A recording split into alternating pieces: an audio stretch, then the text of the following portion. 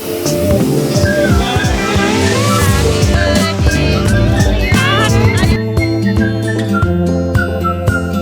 Hello नमस्ते केमती अच्छे आप समस्ते तो आज थंबनेल देखी तो आपने जानी सारे कि यहाँ हूँ बर्थडे ब्लॉग।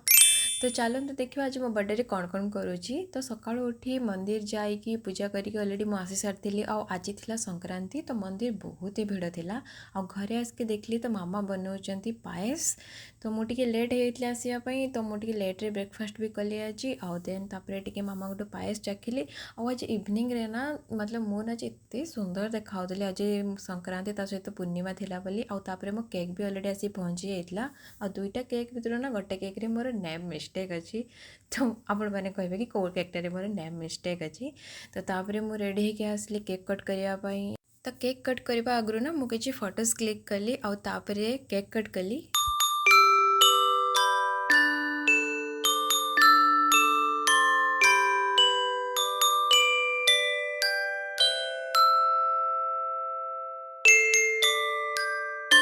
देन एटा हूँ मो बर्थडे परदिन केक कहीं बर्थडे दिन भाई एका कहीं नथिले तो से आसीपार नथिले आउ सेकेंड डे से मो पाई केक नहीं आसते।